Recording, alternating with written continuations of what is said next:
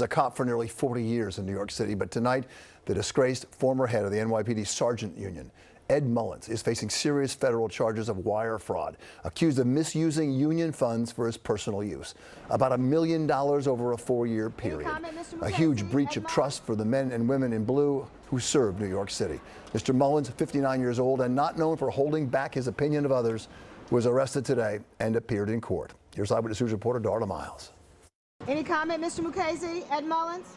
The typically outspoken former president of the Sergeants Benevolent Association had nothing to say as he left federal court in Lower Manhattan Wednesday afternoon. The 60-year-old accused of stealing from the very members of the union he led for 20 years. But according to prosecutors, the scheme to submit fraudulent expenses started 5 years ago, beginning in early 2017 until October 2021. That's when the FBI executed search warrants at both the SBA union offices in Lower Manhattan and at his Long Island home.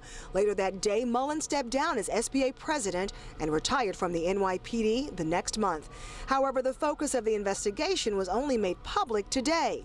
In a 14-page indictment, Mullins is accused of progressively taking more money over time, starting with nearly $70,000 in 2017, going as high as more than $340,000 in 2019.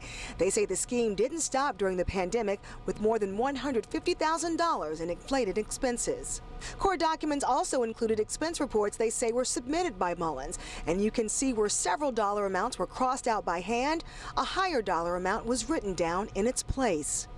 And according to the indictment, Mullins allegedly used the money for high-end meals, jewelry, home appliances, even paying the college tuition for a relative.